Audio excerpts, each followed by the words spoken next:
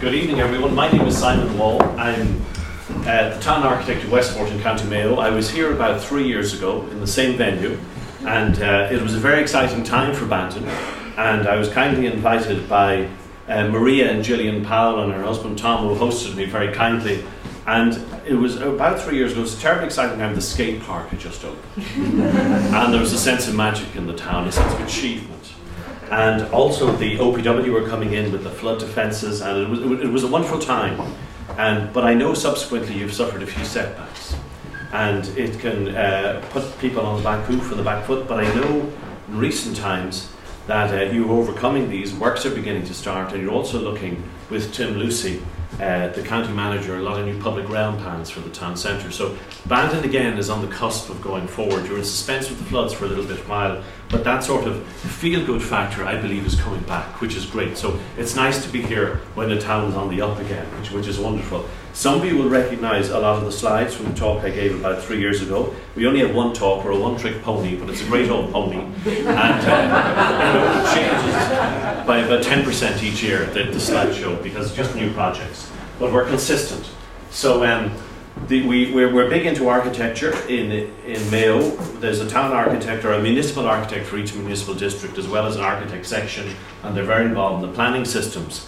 And really, it's not something we invented ourselves. It's something that we took from Westport and Billy Houlihan, who I know is from Banton. He lives in Banton. He's not here tonight. I believe he's on his holidays. But really, all the initiatives that we've carried out in Westport over the last 20 years, really turning the town around, have been copied. I know some of them copied. We actually copied them from Cork and copied all Billy's initiatives, and the seeds that he planted, they grew. So really, Westport is a child of Westport and all this area. So we copy a lot, but we've been successful in copying yourselves. So really, what Westport or any small rural Irish towns, a lot of them are imploding. You know, they're beyond rehabilitation, quite a lot of them. And it's very, very difficult, particularly the further away from Dublin. So what are we as a town, Westport or Bandon? We're a small town on a small island, off a slightly larger island, despite what our neighbours might think, off an ever-expanding Europe. You know, 15, 20 years ago we were the poor relation in Europe, and we could always get funding. But now, since it's expanded east, it's much more difficult to get funding. We're now the wealthy relations. And so just for a small urban town to survive on the west coast of Ireland, as Bono would say in the song, we're running to stand still. So just to survive, you got to punch above your weight. Okay. So Westport, it's driven by the two T's: technology and tourism. Tourism is very important to us. We have 12 hotels, and we offer. You know, our population is 5,500, swings to 12,500. So tourism is a really big economic driver for us. And the other T is technology, medical technology. By a bizarre set of, I suppose, unusual coincidences, back in the 1970s, a small American multinational set up in Westport. It's grown to employ 850 people. And today they manage exclusively the entire planet's supply of Botox. Do you know what Botox is? Yeah. So your Botox is 100%. You can all connect, I can see all relationships. So your Botox is 100% guaranteed Irish. Okay? That's why we're always smiling in Westport. So, but it gives 850 employees, including 250 science graduates. I know he's a big American multinational on the edge of Banton as well. You know, it's a similar scenario. You know, so it's great for giving a cash injection to the local economy. Here's the town. We're nestled in the shadow of Croagh Patrick in the distance. Spiritual tourism is very important. There's not a day in the year where the mountain's not climbed by at least 20 people on the worst day. So spiritualism brings in a lot of economy to us. Westport House, 60% of the people visiting County Mayo, their primary reasons come from Westport House, and their spend is 50.7 million. So you can see the town here and the house just behind it, how close it is to the house and its domain. Westport is two towns. You have an historic town core about 3 miles inland, and you have another urban centre down at the quay. And in the middle you have Westport House and its domain. And it's part of my job to structure the amalgamation in terms of, I suppose, a planning conurbation where the two urban centres will ultimately connect in a horseshoe shape around the domain and the town centre.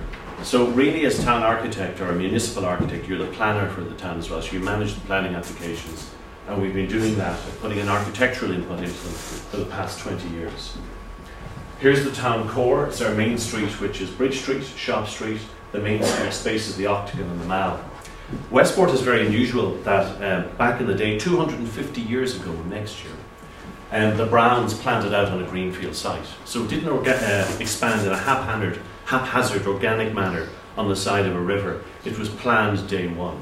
And what the architects did, and their patrons, the Brown family in Westport House, is instead of running the river at the back of the town, which happens in most Irish towns where it's the sewer or the drain for the town, they actually restructured the river and canalised it into a straight, two sets of lakes, actually, two pair of lakes, where the original river, which is this narrow meandering river, ran from here diagonally across, connecting. So what the Browns did is they created two artificial lakes, brought the river in the top, it filled out to a greater width, overflowed and down, to make a civic space within the town centre.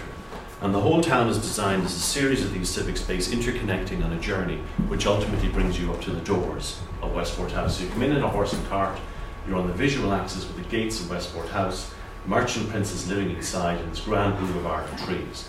So by the time you got to the door of Westport House, you knew you were arriving at the door of someone very important. So the value that the Browns gave to planning, that legacy, we're living with that very positively in terms of economics and quality of life 250 years later. So it's really worth spending a lot of time on shaping the built environment and in terms of our quality of life, the quality of our health, and it contributes positively psychologically to us as well. This is the key area. We did a lot of development here during the Section 23 tax designation, the Celtic Tiger, where we put a lot of our holiday accommodation in one place, as opposed to putting it into existing residential areas where in the winter when no one's living there you have a lights off scenario, making a negative contribution to existing residential areas. It's where we have all the tourists, the pubs, the clubs and the hotels, and they relate to the Atlantic Ocean. Where I suppose we've become successful over the last 20 years and known for winning lots of awards. This is our latest one. It's Ireland's favourite architectural project for 2016, and we commissioned it to celebrate winning the Irish Times competition as the best place to live in Ireland. So we have a reputation for winning a lot of prizes.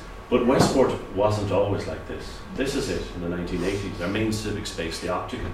And we were really in the gutter, you know. But most towns like this in Ireland were like that at that time. And we really weren't realising the tourism potential. This is not in your grandfather, your great-grandfather's time. This is within living memory. This is what the town is like. So we said, what are we going to do about this coming up to the letting? Are we going to die on our feet? Are we going to strive? Are we going to move forward? So what we did is we decided we would commission what was called an integrated visual action plan for the town. Today, they're known as town design statements. And really what we did is we looked at what we had in the town centre, and we said, you know, how are we going to develop into the future? How are we going to plan our town for new buildings, new streets and plazas and signage and trees and all sorts of things for the next 40 years? So we did these three-dimensional axiometric sketches of the town centre, the white buildings being the existing ones, and we realised there's a huge amount of brownfield sites in the backlands that were locked up, acres and acres of potential land in the town core. And we said, you know, we ignored land ownership completely. And we said if we ignored land ownership and just drew out what could be beautiful in the town centre, where we get our new civic buildings, where we get extra commercial and residential, and prevent us expanding out into the rural countryside. And so Westport 2000 not only looked at the big things like new streets and plazas and residential district, but also the smaller things like signage and windows and paint treatment. So it was a very holistic document spreading amongst many, many things. And this was it academically. Oh, sorry, yeah. So this was Westport 2000. This is looking at the very big things. So we decided, gosh, you know, when we had this document completed, it was contributed to by engineers, architects and planners. So it's a multidisciplinary document where you get the three different professions coming in. And it meant that we knew exactly where we wanted to go in the future, and we commissioned this on the foot of Section 23 tax designation coming. We knew we'd get a lot of development. We didn't realise the Celtic Tiger was coming over the hill as well. So the combination of the two was a huge economic engine. So essentially we put the plan as a harness on the Tiger's back and we rode it. And so all the developers coming in during the Celtic Tiger, instead of reacting to them and really them dictating the pace, we were proactive. We had our plan, we knew where we wanted them, we knew we wanted our civic buildings, residential, commercial, and we knew we wanted them all in the town core, so the town was a walkable district. And so we said, gosh, we finished it at the millennium, and as well as that for the millennium, instead of celebrating by making a piece of sculpture or carving a piece of stone, we said we would give the town an intellectual gift that would harness a lot of work in the future. So this was an intellectual gift for the town. So we finished Westport 2000. We said, where are we going to start? We can't change everything overnight. So we said we'd start with signage. We'd start small. And this was signage in Westport. It grew like an invasive species of plant out of all the hedgerows coming into town, and it was just ridiculous. We didn't need this amount of signage. So to cut a long story short, we negotiated with all the players, and ultimately, oh yeah, just this is not this county, our county Mayo. I won't say where it is, but you see how pointless signage gets after a while. So essentially, what we did is we removed after 2 years a whole pile of signs, and so many signs that you could have covered almost an acre. That's how many signs we removed. And a lot of it was unnecessary. We designed standardised B&B signs if you're down at Borey, to replace those signs if you really need one, but they were licensed. A standard sign for all the streetscapes. They were a hodgepodge of different signage types. And again, we have the Irish text, the English text below, and of course the Westport logo. So if RTE in town, something is happening in the street, be it positive or negative, the camera pans in and you get your little hit. Okay? And we had standardised B&B sign as well. So there's the Knockgranny Junction, which had over 30 different advance warning signs on it, all typed up and licensed finger post signs. We got very confident with our signage, and we said, gosh, let's start looking at our planting. And this is how we used to plant. We were very happy with it. It's mono-species, monocolour, monoblock Victorian style planting, and we thought it was very beautiful, and we won the Tidy Towns. And it's very interesting when you win the Tidy Towns, because central government, the guys in Dublin, send you to Europe to compete against the best people in Europe. And this is a whole revelation, which was fantastic. So we went across to Europe, and we ended up in the municipality of Limoges in France, and they're very famous for the planting. And we were in the pub one night having Irish coffees, and I took out these photographs to show Pierre, their head gardener, and I said, do you like our planting? And Pierre says, no, I don't really like it. They're very insulting. I said, yeah, take it easy, you know. And so he said, I will come to your lawn and I will plant for you. And we said, great, sure, I'll be here in the spring. And so we all went home and said goodbye, never thought anything. Didn't we get the phone call? Simons, this is Pierre. I'm coming to plant, but you have to pay for the ferry and the diesel, he says, and the bulbs. And we said, come on over. So Pierre came over with Jean, and they planted up for us. We had a great time. We put the bulbs down, thought nothing of it, waved them goodbye, sent them off with a few whiskies. But about 2 months later, this is what started coming out. There were things we never thought of before, like decorative cabbage and sugar beet, and it was a very innovative continental style of planting. So we got Pierre back 3 years in a row to teach our horticulturists how to plant. And you can spend about $3,000 on that planting in the main civic space in the town centre. Everyone thinks you're wonderful. You can spend $1.5 million on the road, and they're pretty indifferent. So it's all about value in local authority, how you spend your money. This is the main space in the Octagon, and that's a traffic island. In most towns, traffic islands are reflective yellow paint, plastic illuminated boxes. But traffic, and I tell the engineers, traffic lights, traffic islands can also be beautiful. After our planting, we said, gosh, let's have a crack at colour. And really, we decided in the council that the town architect would offer to design colour schemes for anyone who brought in a photograph of their building. They didn't like it, we designed a second colour scheme. They didn't like that, a third colour scheme. It was all about interaction with the public and getting them confident in the local authority. And this is a colour scheme, this is before and after. When you can spend €300 painting your building, getting very quick gain, and everything's wonderful. You can spend $30,000 on a fit out, and people are indifferent again. So, I used to think you could control the whole streetscape of colour, but democracy, I suppose, in a way doesn't allow that, because everyone maybe wants to paint at different years in different colour schemes. But I've discovered it's not really about the colour. It's about continuously painting your building every 2 or 3 years and keeping it sharp. You can almost never go wrong with colour. And the next slide is a good example of that. This is Tom Braun. Tom came in during the Celtic Tiger and he said, Simon, I have this colour scheme. It's lime green, it's yellow, bright pink, fluorescent orange, and purple. And I said, my God, so we tried it. And it was one of the nicest colour schemes. So it's all about presenting the building and keeping it sharp. And when you're starting with the town and revamping things, you're halfway through a programme, colour is a very way of getting a quick gain and lifting a town psychologically and giving yourself a good presentation to visitors coming in. To the extent that we started conditioning colour schemes to be agreed with the town council in writing as a condition of planning. And it wasn't to control the colour, it was just to get people not to put the first bucket of magnolia they had underneath the staircase up in the building. And so it really changed the game in terms of the visual perception of the town, and colour was a very good lift for the first 2 or 3 years.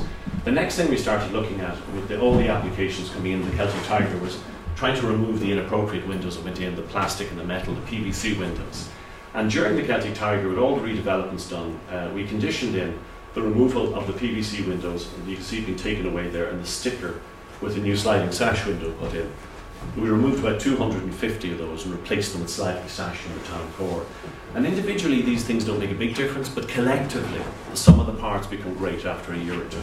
And it was just on the frontages of the buildings. A lot of resistance initially, but people came to enjoy it, and they do it automatically now. Then we started looking at infills. This is an infill. There was a gap in the townscape. You know, as a planner, an architect planner, when this is being filled, it's important massing matches the neighbouring building. You have natural slate roof, a tight black coloured gutter fascia eaves detail, sliding sash windows, limestone sills, a new infill. And then shop fronts. We try to discourage any projecting lights. We put them rebated into the cornice underneath, so it's tidy. And we try and prevent projected signage, and we put a condition that all signage be agreed in writing with the town council. When we do planning conditions, we have control over them.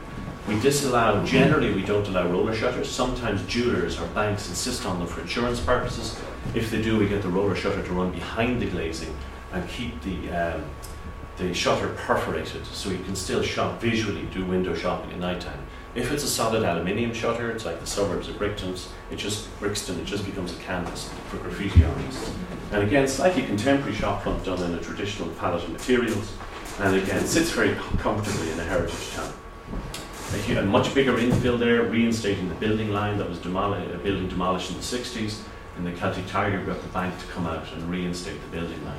And we got a limestone based on it as a gesture to the banks during the Victorian and Edwardian periods, where they put fine buildings in the town centre with decorative limestone bases. So it's an historic gesture towards that. Again, the traditional window sliding sash and fenestration pattern, natural slate roof. We're always looking for new uses for old buildings in the backlands. This was an empty building. When you walked into the ground floors 10 years ago, you just looked up right to the sky. There was no floors or roof. And a carpenter owned it. And he came in pre-planning, wondering what could he do. So we suggested he put his carpentry workshop on the ground floor, so you get the heavy goods in and out. In the middle floor, he has 2 offices that he rents out for an income. On the floor above, he has his New York style loft apartment with the mezzanine on the front. And about maybe twice a year I call into him for a cup of tea, and we sit up on the mezzanine and we look out over the town with the binoculars, and we have great social. But that's exactly, it gives a new life to an old building. It ensures its future as a protected structure. But that's what you want. You want people living in the town, after 6 o'clock, lights above premises and passive surveillance down onto the streetscape. An income for this guy and a place to work. He doesn't need too many car journeys. He's working above where he lives below. In the town centre, in the backlands, there's a lot of unused land. On Altamont Street, we have a lot of long gardens, so we're encouraging secondary terracing there. This is one developed by the council, where we put a secondary terrace in the back garden.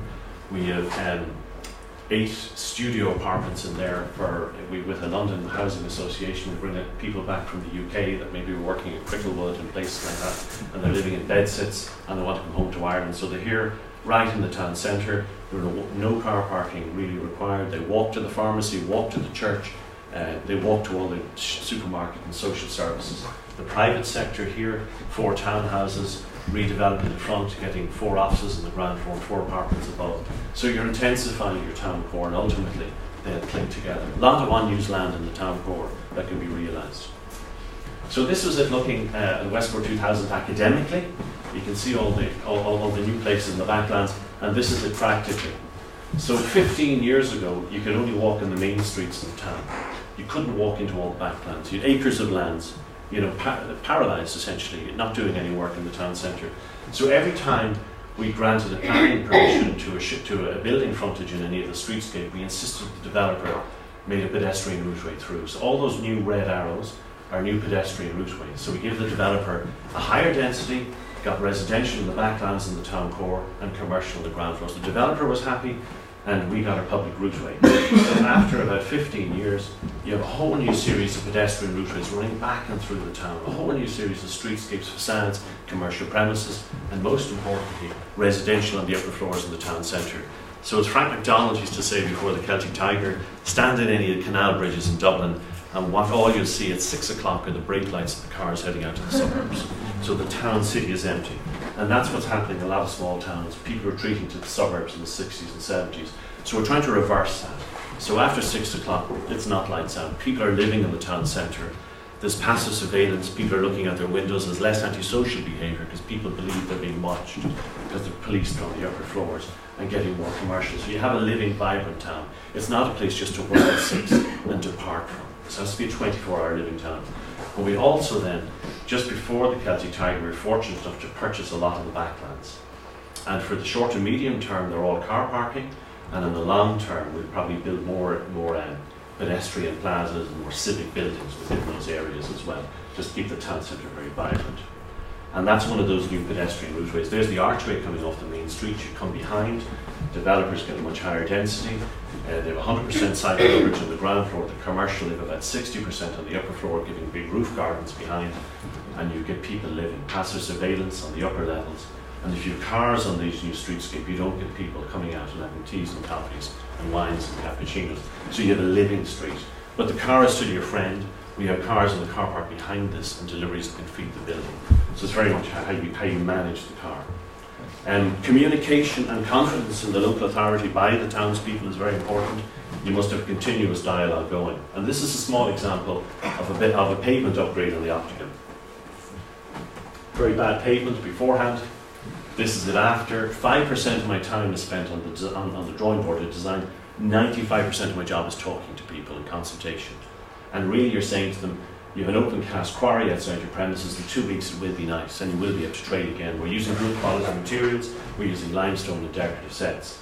And they know that in 2 weeks' time, very simple, it'll look like this. But they have confidence in you to go for another big scheme again. And when we did that scheme, we're always taking out a few car parking spaces in the town centre. This is in the Octagon. Before this scheme, that was 2 car parking spaces. Take out 2 spaces and look what you get. You can underground the overhead wires, put in decorative lamp standards, and you get a view of this Georgian building with Victorian alterations. You get a disabled ramp and space for buggies and pedestrians going by. It starts increasing the quality of your life by taking the car out of the public ground space in the historic areas, but you must produce car parking in the backlands to compensate for that. The car is your friend. It got me from Westport to here last night, but in the town centre, it can be quite detrimental, and I have a few slides to show you the differences at different periods.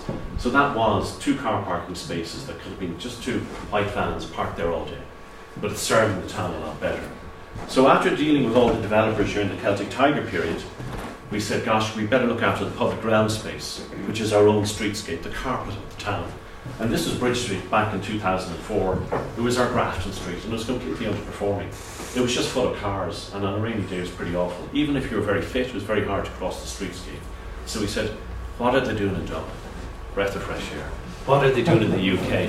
They're making pedestrian streets like Grafton Street. So we said, let's try it for a June bank holiday weekend. So as part of the consultation process, we closed down the street on a June bank holiday weekend.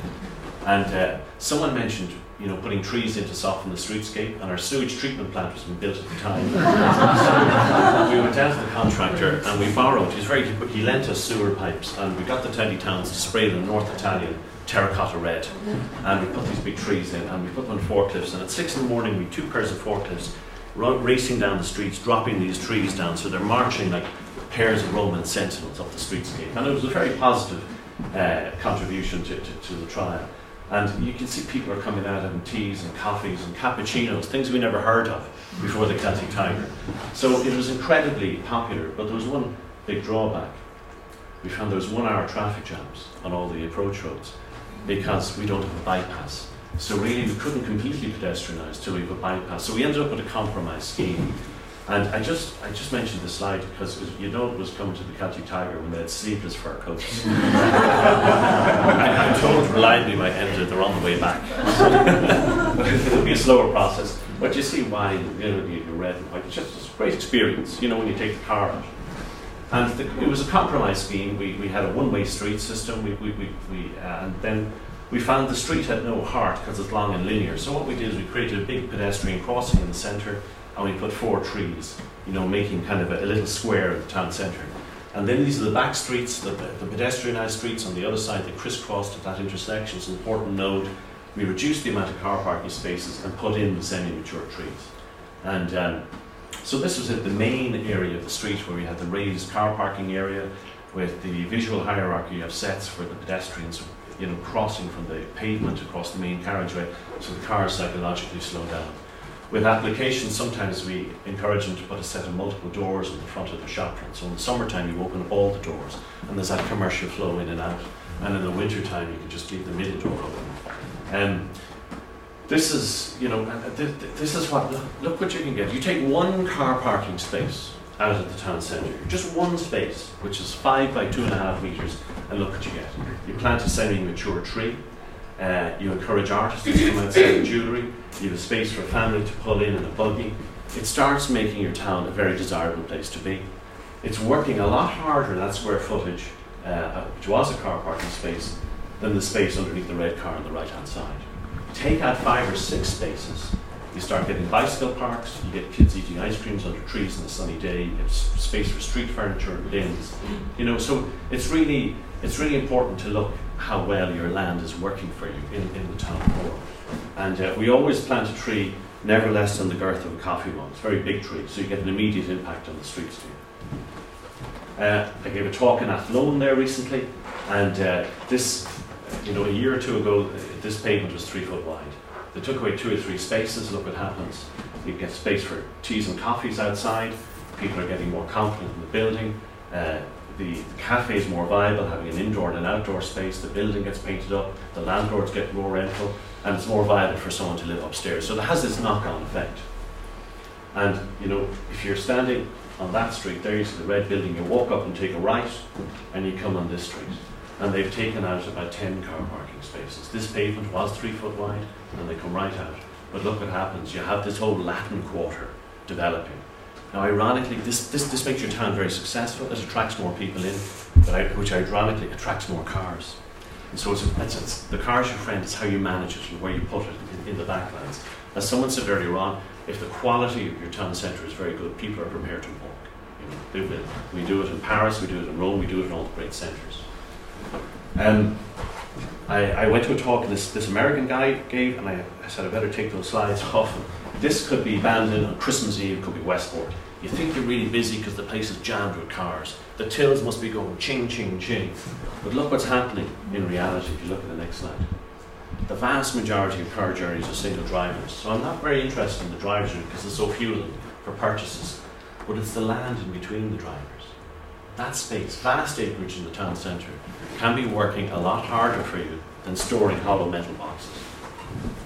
And all those little things I was talking about, which individually don't make a difference, let's see how collectively the sum of the parts happen and how they influence the town's main civic space over 3 centuries. This is the Octagon, back in the 19th century. Social utopia. Everyone lived above the shop they worked in below. There were so many families in the town centre, like Bandon during that time, that every street had its own football team. There were so many people. And every street had its own bonfire on St. John's Night. You ever St. John's Night? Or Halloween. So this is social utopia. Very pedestrian friendly, but you'd need your Wellington boots to get across the street with the guano, I think they call it, on the street. So let's see what happens then, 100 years later, 20th century. With the advent of rural electrification, wires crisscrossing the streetscape, Glendinning's, Lord Altamont tax collector being shot off by the IRA, and you have people emigrating Australia, the New World, America, buildings being boarded up, inappropriate alterations to buildings or window fenestration types, natural materials like slate being removed and asbestos tiles coming in. But the biggest social intrusion to any rural town in Ireland, big or small, is the advent of the motor car. Suddenly all this space, which was a quality space for people, becomes a sea of tarmac. It's like Mount Etna erupted and it overflowed with lava, or tarmac lava came in and just covered the entire place. This is not where you want to live. This is not where you're going to get a great quality of life. This is really your town being run down. And it happened slowly because the car came slowly over the decades. And it's not someone else who came from the outside. It's ourselves, we've done it ourselves. So let's see what all these small things, the collective difference they make on the next slide, 20 years later. This is the exact same space. It's the same. Where do you want to go? Do you want to go there? Are you going to go there in your holidays? You're going to go there. So let's see what's happened. We undergraded the overhead wires, so we put in decorative lamp standards behind the trees. Our wirescape is tidied up. Big controversy, who do we put back in the 1980s? Should we Gareth Fitzgerald or Charlie Haughey? They eventually decided on Croagh Patrick in the Castle Chamber. And then we had planting of trees to soften the scape, colour schemes coming in, brightening up the town, more commercial on the ground floor, more residential on the upper floor, passive surveillance. And the most important thing is judiciously discriminating against the motor car into narrow circulation routes and muscling out these areas for pedestrian due to quality of life. And that's what makes a town desirable to me. So that then just things, we moved on then a little after that to delivering projects. Town councils have been abolished. We've all suffered from the abolition of town councils. We're now municipal districts, and really we've got to look at innovative ways to deliver, because town councils can't deliver as much as they can in the past. So what we've done in recent times is we've developed what are called community investment companies, where really people voluntarily get together and create a community investment. Okay, I'll go fast. So essentially what we do is to create these companies, we've elected representatives, all the horizontal teams in the town centre, the voluntary groups, the hotel groups, the commercial bodies, and the local media. Is we pick an individual or two individuals out of each one of those teams and create a new team, which is not based within the local authority, but it's a voluntary company, and they can deliver a project like the town hall, which is a new €3 million project. This is it before restoration, and this is it afterwards. And we built a new 225-seat theatre. It's nestled within a community investment company and not the local authority. And so you have, it's almost like if the house, if the town was a house, this is its living room. And so you have all these performers coming into town, small businesses, more footfall, they love shopping. This is it on site, and this is it almost finished. And every 10 years we do a new big building. Before that we did the leisure centre. It's really marketed as a wet weather facility for tourists to do something when it's raining, which is quite often. And the advantage of it is the staff in there manage a lot of the outdoor adventure races in town. We have about 7,000 different participants coming in the off-season starting this month, because we can fill in the summer, not in the off-season. So we're trying to make Ireland's outdoor adventure capital, so is Killarney. But it's been very good for us, and we used to do it for Ironman, and we found Ironman came to town, he ate his pasta, did his race and went to bed. But now we do it for a domestic man like myself. Maybe on a Saturday night we'll do about 6k. A domestic man brings 2.4 support crew with him. And fill the pubs and the clubs and they eat pizza, so it's much better.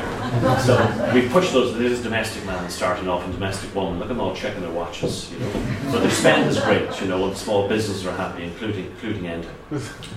And smarter travel is big for us. The Department of Transport have really offered money competitively to towns that will come up with initiatives for taking traffic off the streets and coming up with different solutions for transport, i.e. Cycling and greenways. And we've built about, we've built a lot of greenways, linking 70% of the residential areas. All those coloured bands are new greenways. And so if you're a child and you want to go to your neighbour's house or your friends, you don't have to go on your bike and compete against a car, you can go independently of the car. So there's a whole new safe network around town with smarter travel funding. And there you go, kids, 1% of kids cycling, now it's up to 15 to 20%, which is very good. We couldn't build greenways in the town centre, so we put in traffic calming measures instead. There's our smarter travel bikes. They cost a lot, they're over £1,000, but if you take a stag or a hen coming out of the pub, there's 15 of them hanging off the bike, and they're all on Facebook. And it's travelling all over, and the manager says, buy 10 more. We do a bike buffet, cycling from hotel to hotel, different course in each hotel, 150 people going around, really getting people to use that infrastructure. The Great Western Greenway, which we developed linking Achill Island and Westport, it's a big success, 175,000 users annually, 90 plus local jobs and 7.2 million to the local economy. All sorts of things like local food producers getting together and having branded stuff, Greenway gourmet food. Tidy Towns, they give over 5,000 voluntary hours to the town in 2016. Brilliant. I found the best thing when we were starting off as a town to success was entering competitions. If you enter competitions, it brings the town together and it gels us very much as a unit. And those units that are brought together can be repeated again and again to deliver all sorts of things to the town. Develop a strong relationship with the media. You know, there's about 2,000 people working in Montrose and Dublin. All of them, someone from Bandon works in Montrose, and they're dying to push Bandon forward as a hero within RT. So always develop a connection with national media. In fact, you have the greatest ambassador.